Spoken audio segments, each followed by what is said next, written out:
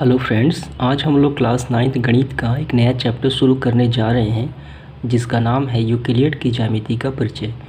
तो हम यहाँ इसके बेसिक बातों को क्रमवार तरीके से अध्ययन करते हुए आगे बढ़ेंगे ताकि आपको बेहतर से समझ में आ जाए और सारे सवालों के हल आप अपने से कर सकें।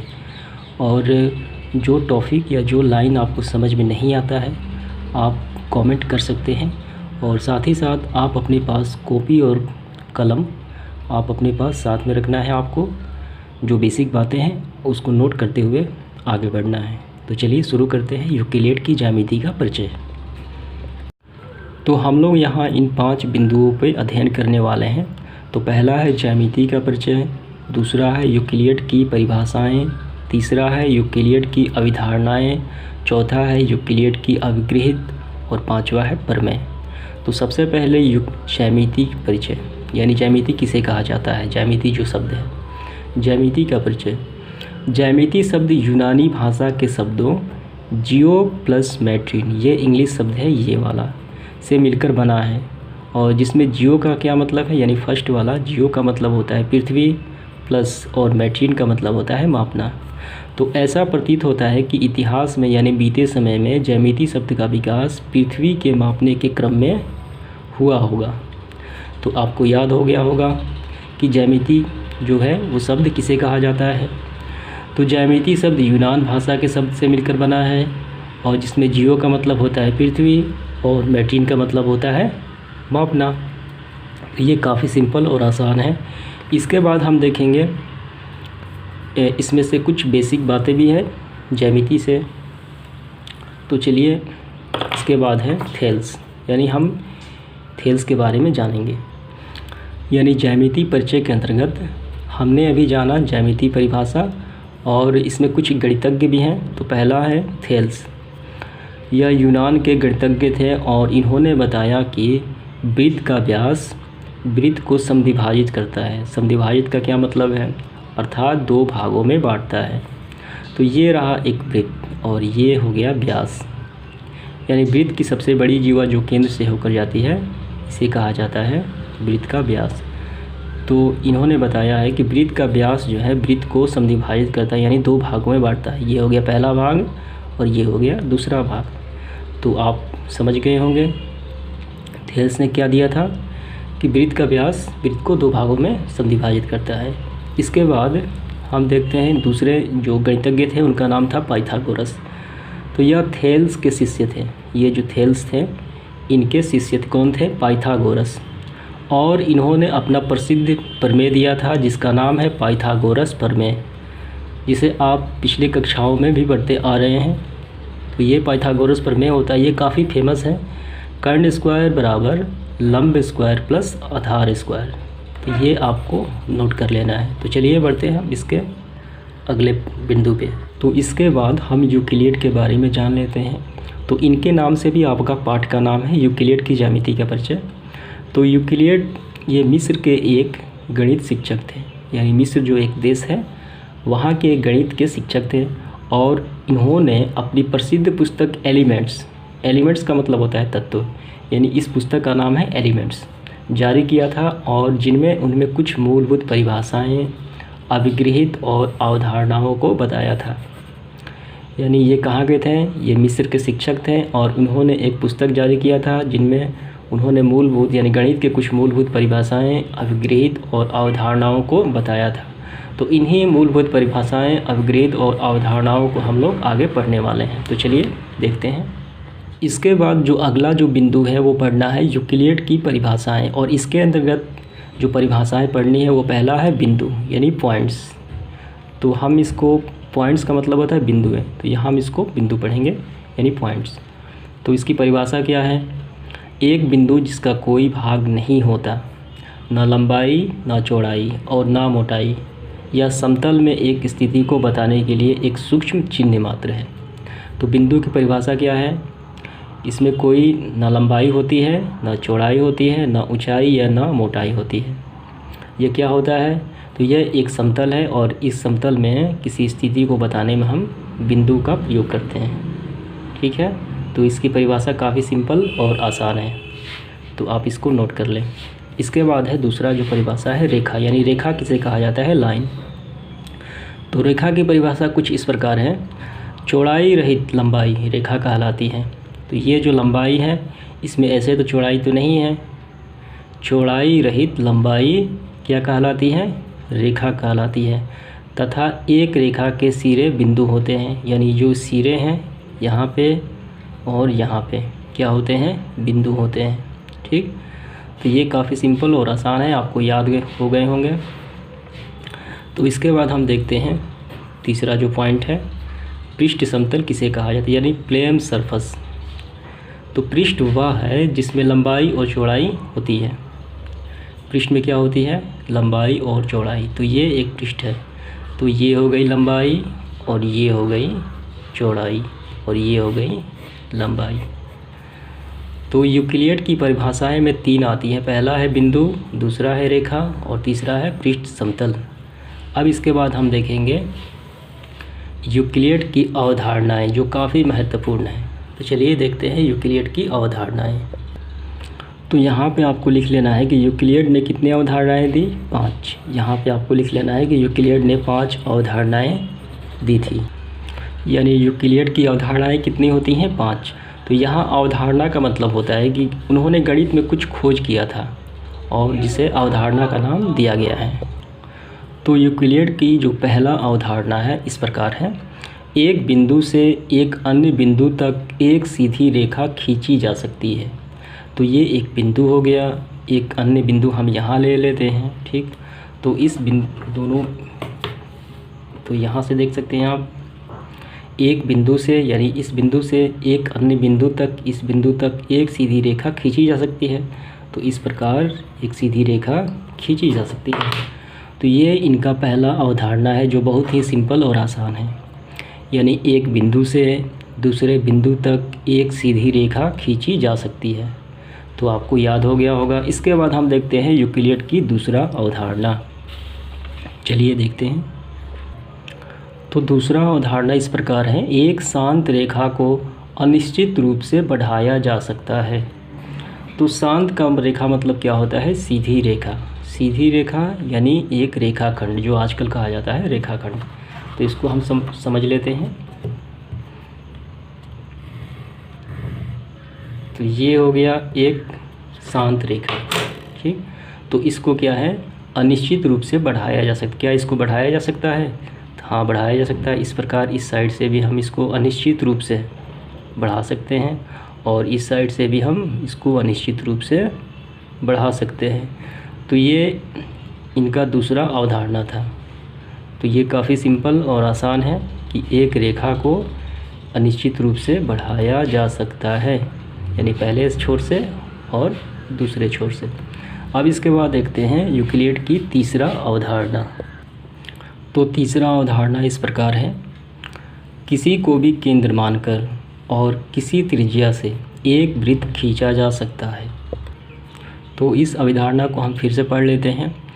किसी को भी केंद्र मानकर, हमने माना इसको केंद्र, ठीक, और किसी त्रिज्या से, यानी त्रिज्या का कोई अनुमान नहीं है, हम कितना भी ले सकते हैं। ठीक, चलिए हम इतना ले लिए। ठीक, त्रिज्या से एक वृत्त खींचा सकता है, यानी किसी को भी केंद्र मान के समतल में हम कहीं भी और कितना भी त्रिज्या लेकर, कम या बेसी, एक वृत्त हम आसानी से खींच सकते हैं ऐसे। चलिए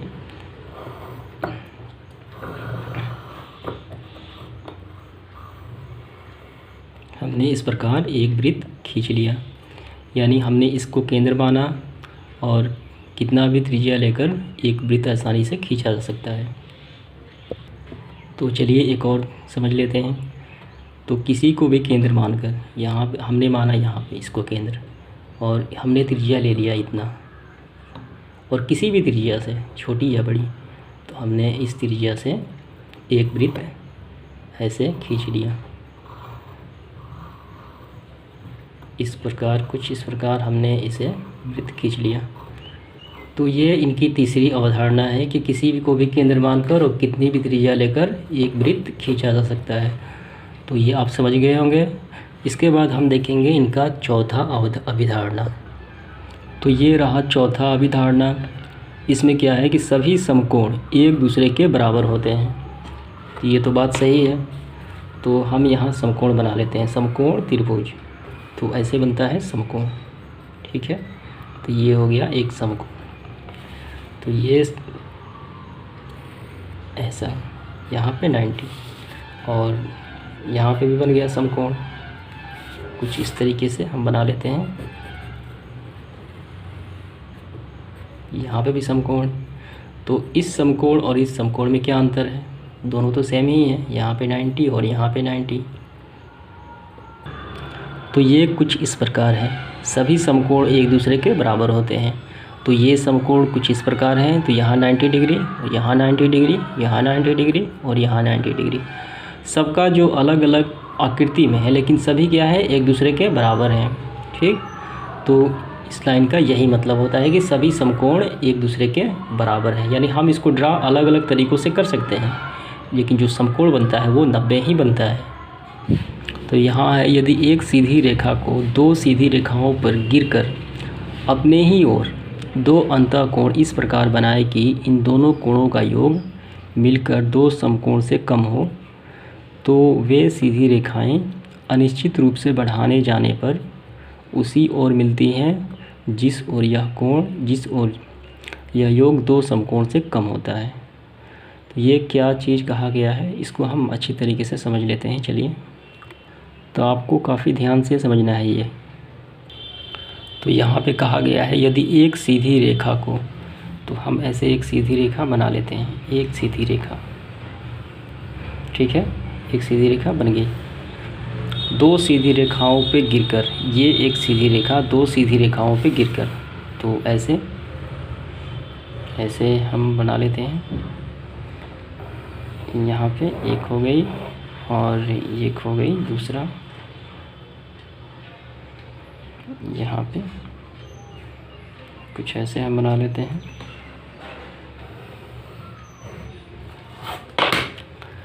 तो यहाँ पे है कि एक सीधी रेखा दो सीधी रेखाओं पे गिर के अपने ही ओर दो अंतःकोण इस प्रकार बनाएं, यानी इस तरफ अंतःकोण यहाँ पे ये वाला बनाए कि इन दोनों कोणों का योग मिलकर दो समकोण से कम हो।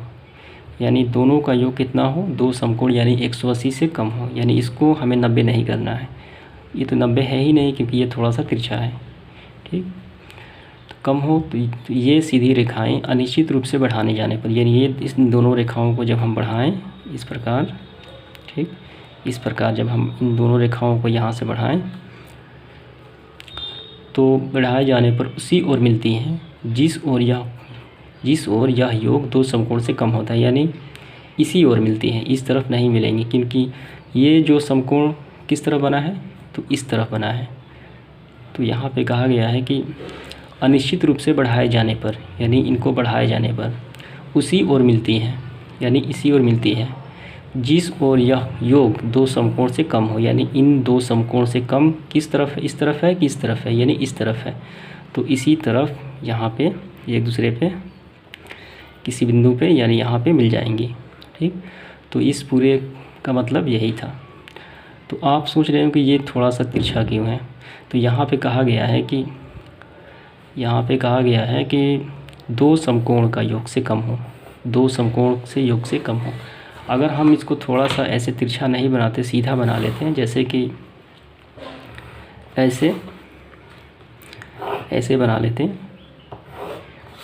ऐसे बना लेते हैं, तो ये हो जाता 90 और ये हो जाता 90। तो दो समकोण का मतलब क्या होता है आप जान लीजिए। समकोण का मतलब होता है 90 डिग्री, लेकिन दो समकोण का मतलब 90 + 90 = 180 डिग्री। तो हमें 180 से कम करना है, यानी दो समकोण से कम हो, यानी यहाँ पे जो कोण बनेगा दो समकोण से कम हो। जब ये बनेगा समकोण और ये बनेगा समकोण, तो ये तो हो गए 180 डिग्री, ठीक।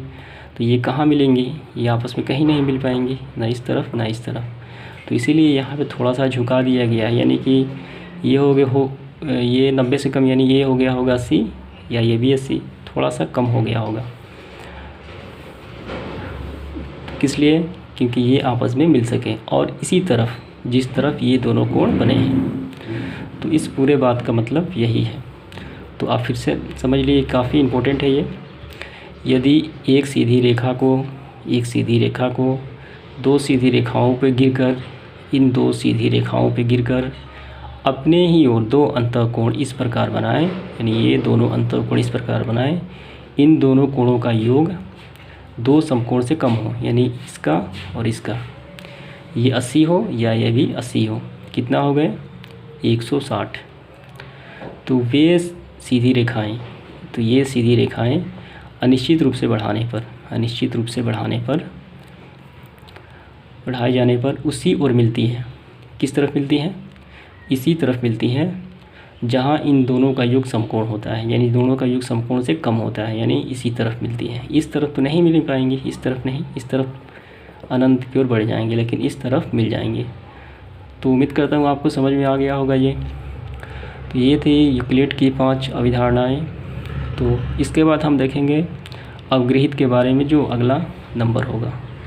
इसके बाद हम यूक्लिड की अवगृहित को देख लेते हैं।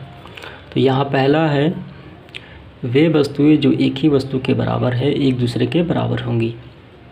यानी वे वस्तुएं जो एक ही वस्तु के बराबर हैं, यानी ये जो है ए किसके बराबर है? बी के बराबर है, और ये सी किसके बराबर है? बी के बराबर है। तो इन दोनों वस्तुएं जो है किनके बराबर है? बी के बराबर है। तो ये दोनों आपस में क्या होंगी? बराबर होंगी। तो क्योंकि यहाँ पे कहा गया है वे वस्तुएं, यानी ये दोनों वस्तुएं एक ही वस्तु के बराबर हैं, यानी ये बी के ही बराबर हैं, तो एक दूसरे के बराबर होंगे, यानी ये दोनों आपस में क्या होंगे? बराबर, यानी ए बराबर सी। इसके बाद दूसरा अवगृहित देख लेते हैं। तो यहाँ कहा गया है, यदि दो बराबरों को बराबरों में जोड़ा जाए तो पूर्ण भी बराबर होंगे। यदि दो बराबर, तो हम यहाँ दो बराबर कोई भी लेते हैं, यानी समझ लीजिए यहाँ पे है 5 और एक है यहाँ पे 5, दो बराबर है, दोनों आप, ये भी 5 है और ये भी 5 है। ये दो बराबरों को बराबरों में जोड़ा जाए, यानी इनमें कोई रकम हम जोड़ते हैं, लेकिन जो जोड़ा जाए वो बराबर होनी चाहिए। हम इसमें 2 जोड़ देते हैं और इसमें भी 2 जोड़ देते हैं। जोड़ा जाए तो पूर्ण भी बराबर होते हैं, यानी जो परिणाम आएंगे वो क्या आएंगे? बराबर होंगे, यानी 7। इन दोनों बराबरों में बराबर राशि जोड़ी जाए तो बराबर ही प्राप्त होगी। ये तो काफ़ी सिंपल है। इसके बाद हम तीसरा देख लेते हैं। तो तीसरा अवगृहित कुछ इस प्रकार है, यदि दो बराबरों को, तो यहाँ हम दो बराबर, चलिए हम 5 और 5 मान लेते हैं, ये दोनों आपस में बराबर की, ये भी 5 है और ये भी 5 है। दो बराबरों को बराबरों में से घटाया जाए, यानी इसमें से अगर कुछ हम घटाएं, यानी चलिए हम घटा लेते हैं इसमें से -2, इसमें भी -2, तो कितना प्राप्त हुए? इसमें भी 3 प्राप्त हुए और इसमें भी 3 प्राप्त हुए। घटाया जाए तो शेषफल भी बराबर प्राप्त होंगे, यानी ये दोनों आपस में क्या होंगे? बराबर होंगे। तो ये सब काफ़ी आसान है। इसके बाद चौथा अवगृहित देखते हैं। यहाँ है, वे वस्तुएं जो एक परस्पर संपाती हो। संपाती का मतलब क्या है? कि वैसी दो चीज़ें जो आपस में बराबर हैं, यानी आपका एक हाथ दूसरे हाथ का क्या है? बराबर, यानी संपाती है। एक ऐसा चीज़ जो दूसरे के संपाती, यानी रख दिया जाए तो पूरी तरीके से ढक जाए, तो ये दोनों आपस में क्या है? संपाती है, तो ये एक दूसरे के बराबर होंगे। क्यों? क्योंकि ये सभी भुजाएं क्या है? आपस में बराबर है।